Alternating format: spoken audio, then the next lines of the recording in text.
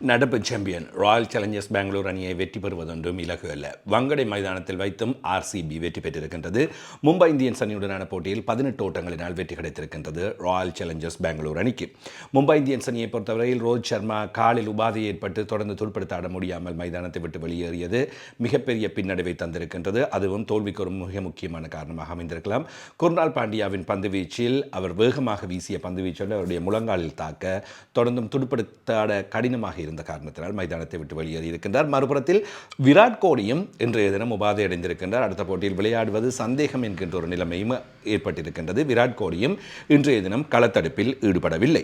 முதலில் துடுப்படுத்தாடிய Royal Challengers Bangalore அணி 4 விக்கெட்டுகளை இழந்து 240 ஓட்டங்களை பெற்றுக்கொண்டது. பில் சோல்ட் 36 பந்துகளில் 78 ஓட்டங்கள், விராட் கோலி 38 பந்துகளில் 50 ஓட்டங்கள், 20 பந்துகளில் ரஜாத் படித்தர் 53 ஓட்டங்கள், 16 பந்துகளில் டிம் டேவிட் 34 ஓட்டங்கள். ஆரம்ப விக்கெட் இணைப்பாட்டம் 120 ஓட்டங்களாக அமைந்தது. மிக முக்கியமான விடயம், விராட் கோலி, பில் சோல்ட் ஆகிய இருவரும் இணைந்து இந்த இணைப்பாட்டத்தினை பெற்றுக் கொடுத்திருந்தார்கள். எனவே இவ்வாறான ஒரு அதிரடியான துடுப்பாட்டத்தை எதிர்கொண்டு துடுப்படுத்த ஆடுவது என்பது இலகுவான விடயம் அல்ல.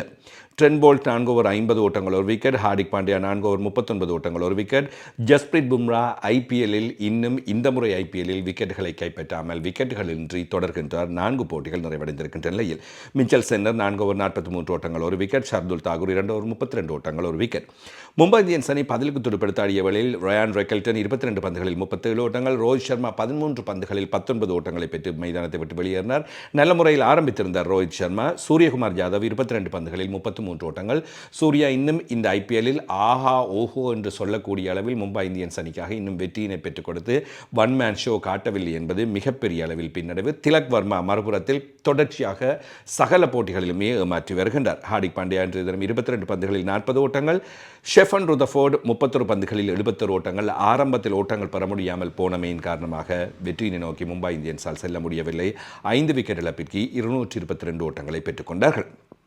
ஜேக்கப் டஃபி 4 ஓவர் 58 ஓட்டங்கள் ஒரு விக்கெட், புவனேஸ்வர் குமார் 4 ஓவர் 38 ஓட்டங்கள், ராஷிக் சலாம் 2.5 ஓவர் 23 ஓட்டங்கள் ஒரு விக்கெட், குர்னால் பாண்டியா 4 ஓவர் 26 ஓட்டங்கள் ஒரு விக்கெட், ஷியாஸ் சர்மா 4 ஓவர் 47 ஓட்டங்கள் 2 விக்கெட்டுகள். எனவே தொடர்ந்தும் 3வது இடத்தில் ராயல் சேலஞ்சர்ஸ் பெங்களூர் அணி தொடர்கின்றது என்பது இங்கே முக்கியமாக அமைகின்றது. முதலிடத்தில் ராஜஸ்தான் ராயல்ஸ் அணி காணப்படுகின்றது 4 போட்டிகளில் 8 புள்ளிகள், பஞ்சாப் கிங்ஸ் 2வது இடம் 4 போட்டிகளில் 7 புள்ளிகள், ராயல் சேலஞ்சர்ஸ் பெங்களூர் 4 போட்டிகளில் 6 புள்ளிகள், மும்பை இந்தியன்ஸ் அணி 4 போட்டிகளில் 2 புள்ளிகளை மாத்திரம் பெற்று 8வது இடத்தில் காணப்படுகின்றது. எனவே முக்கியமான பிரபல்யமான அணிகள் என்று பேசப்படுகின்ற அணிகள் யாவும் வீழ்ந்து போய் கிடக்கின்றன என்பது இந்த ஐபிஎல்லில் முக்கியமான விடயமாக அமைகின்றது. ஸ்கோர் விவரங்களை தந்திருக்கின்றோம். நாளைய தினத்தின் போட்டியின் ஸ்கோர் விவரங்களோடு மீண்டும் சந்திப்போம். மும்பை இந்தியன்ஸ் அணியை ஆர்சிபி வெற்றி பெற்றிருக்கின்றது 18 ஓட்டங்களினால்.